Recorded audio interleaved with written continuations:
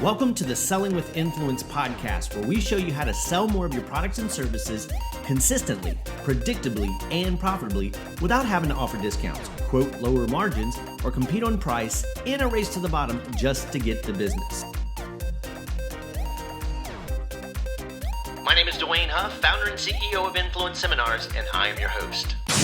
Hey, Jason, man, thank you so much for taking some time out of your schedule, investing it with us here at the Selling with Influence podcast. It's an honor to talk with you. And before we jump into the questions that I have for you, can you just kind of take us back to the beginning and set us up for how you started in sales and the journey that you took to where you are now? And don't leave out the good, the bad, or the ugly. Okay? Sure. Absolutely, Blaine. Yeah. Thank you for having me.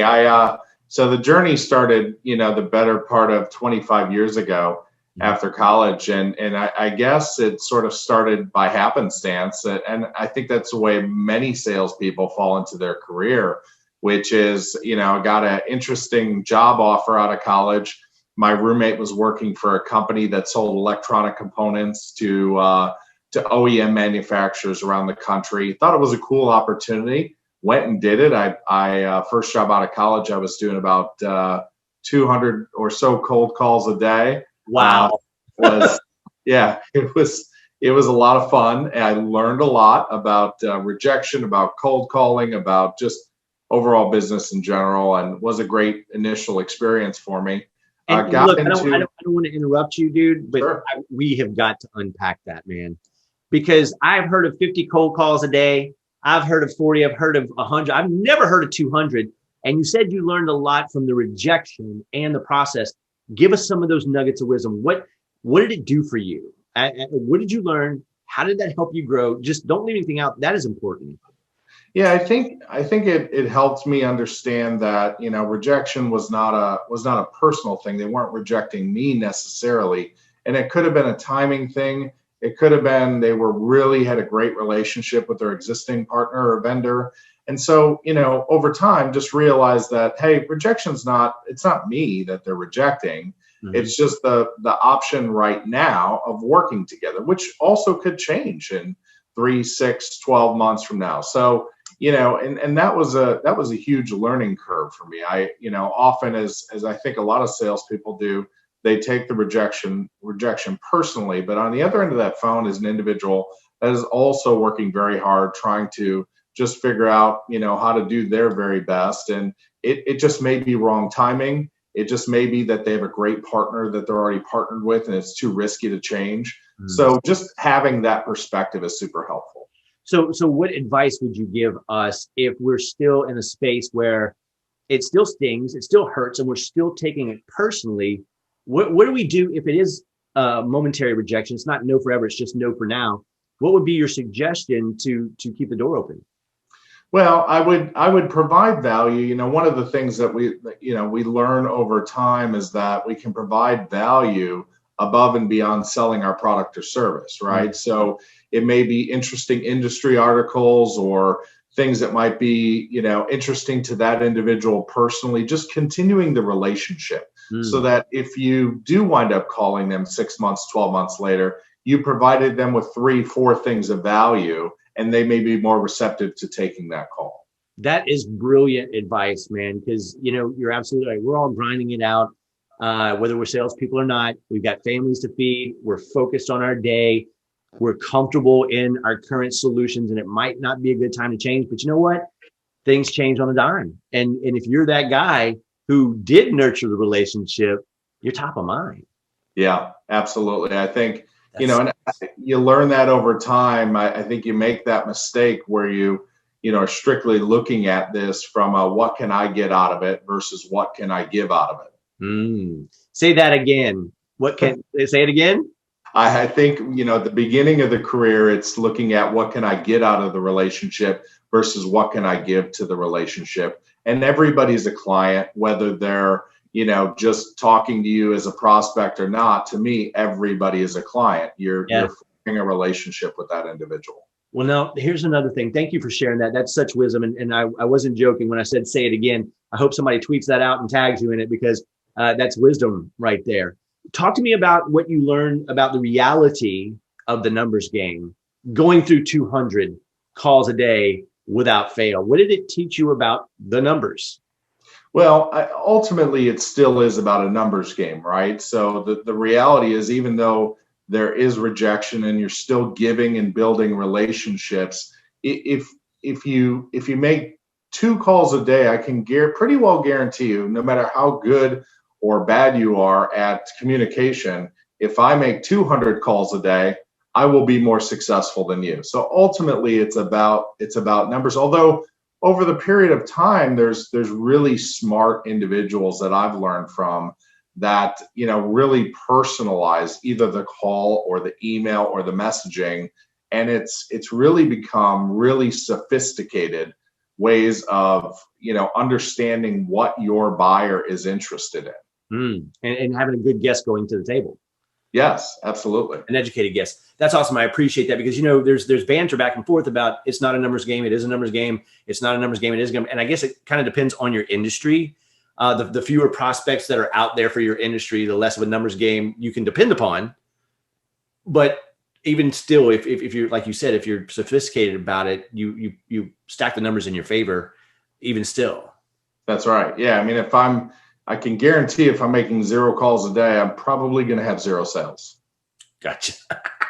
Awesome. So that was the first gig. I admire that. And I admire people who are in industries like that, who grind it out and get tough because they're forced into it, but they learn great things from it. So take us the rest of the way. I didn't mean to interrupt, but that was so important. Yeah, no, thank you. And, then I got into more of technology sales, which is where I'm at today. I started selling software into parks and recreation, which was a really interesting industry to sell into. And then got into what we call post-acute care, which is healthcare, and fell in love with that industry and have been in it ever since. That's awesome, dude. And I think that's so valuable that you find an industry that you just resonate with, love, feel, and just makes your life easier and your job easier. Yeah, it sure does. I think somebody took a chance on me, 20 some years ago. And, I'm very grateful for that individual. So fantastic. Awesome, man. Well, I know that we have a limited time together here today, so I want to take advantage of it fully. So I'm going to jump into a couple of questions that I have jotted down, and just the good, the bad, and the ugly. Let us know how it goes. Here's the first question. What do you feel like has been the biggest factor in your success looking back? It really depends. I've had the good fortune of being an individual contributor, and that is really at the forefront about just taking massive action. However, now, and I've been fortunate enough to serve individuals, to serve managers, and to serve leaders. And so, for me, it's about taking massive action for them, right? Mm-hmm. I actually work for my team, and they don't work for me necessarily. I mean, they may report to me, sure, but I work for them. My goal is to clear every obstacle and path out of their way so that they can, be as talented as they are and perform their job at the highest level. And so for me, every day I get up thinking about how I can make their lives easier so that they can serve our clients. Well, I bet they appreciate that. And how long have you been with this team? How long have you been leading this team? So I've been back with this team for almost a year. I was here about 3 years ago in the same exact role. Wow. Okay, cool. How many people on your team? So right now there's about 13 people on the team. Cool. And so what, if I understand what you said there, it used to be when you were just a lone wolf doing the individual thing, it was about the grind. And now it's about moving the obstacles and taking care of them, making sure they have everything they need to be successful. Yeah, setting them up for success so that they can serve our clients and prospects. Fantastic. Thank you for that. Let me ask you this. What obstacles and challenges are you still working on in that role? Well, I think, and this is sort of in this day and age right now, what we're working on is, virtualized selling environments, right? So we're used to sitting down with prospects and having lunch, perhaps having a cup of coffee and forming an interpersonal relationship. And, that's a little bit more challenging to do in a virtual environment. It's not impossible. There are ways to do it, creative ways to do it, but it's it's had me adapt what I've been doing. And I think I still really, have a lot of room to grow and progress as it relates to virtual selling. Nice. Nice. Yeah. Okay. And I know we're all struggling with that. I know I struggle with it. It's nice. You and I did not know each other prior to me connecting with you on LinkedIn, reaching out and saying, hey man, I love your background. Let's have a conversation, see if it'd be a good fit. And we were able to connect over a couple of common things that we had in common, the Franklin-Covey being one of them. Yeah. You're a Franklin-Covey sales trainer. And how long have you been doing that? So I've probably been doing that the better part of 10 years now. Okay. Very cool. Yeah. And that was my first job out of college. And that's how you and I kind of connected and really resonated around the common ground. And so that happened virtually. It did. It was great.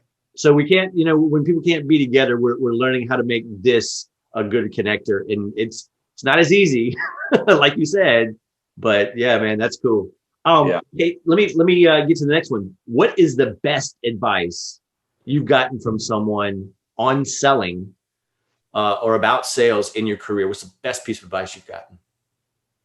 I think it had to have been in the process of sort of learning the discovery, which is seek first to understand before you're understood, right? And so, really understanding at a deep level what that prospect or client is struggling with or what results they're looking to achieve, and trying to get a quantified amount out of those types of things is really, it's such an undervalued part of the sales process. I think, for so many years, and by the way, still, again, haven't mastered it, is, you have this urge to tell them all the wonderful things that you do without taking the time to sit down and just take a minute to listen to what they're struggling with, right? Put yourself in their shoes and really be, I think the thing that the word that I keep coming back to is curiosity. I think very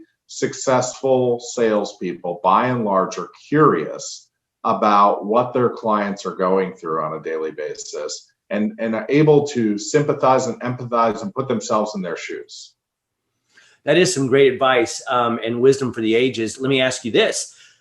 Before you're engaged in conversation with a prospect that you don't know that you're going to connect with to hopefully serve one day, how do you dig in and get a good idea of what they might be struggling with before you enter that conversation so you can really serve from the get-go? Sure. Well, I think part of it comes from some experience in the industry, but also part of it would come from various analytic reports. They might have for instance, they might have an annual report on their website that talks about their key initiatives as an organization. You might also look on LinkedIn, right, to see what they're posting about, what their interests are, who they're connecting with, right? And that might give you some indication of their area of interest before you pick up the phone and reach out to them. I think at a very basic level, just understanding those things will help you at least be grounded in getting into their world. That's awesome. That's solid advice. It's timeless advice because people are the same. And if we're curious, like you said, genuinely curious, and we do the research to understand who they are, and we connect with that common ground, they know, hey, this person is a human. They care about us. They're obviously, they've got a good foundation, and maybe they'd be worth connecting with. That's right. Yeah. Awesome. I think, it's really all about human connection in the end. Awesome, dude. In the interest of time, I'm going to keep us moving forward so that you can move on to the next thing that you have to accomplish today. Let's see here. In your opinion, and this goes to sales, in your opinion, what's the secret sauce that you think many miss when it comes to selling? I think it's that discovery process. I think many think, present to close and, and really show up and throw up is the saying, right? Which is I'm going to show you all the wonderful things that we do and hope that something sticks.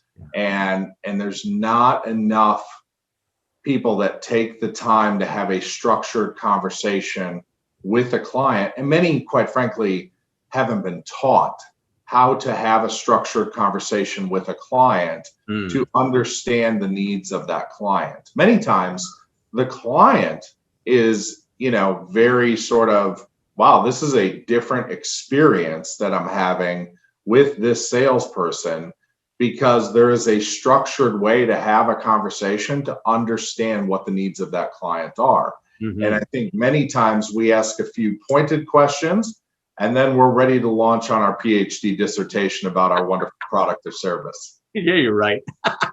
No, that's good, man. It really is. And I don't know, and I pick up on one thing you said there. They've never been taught, right?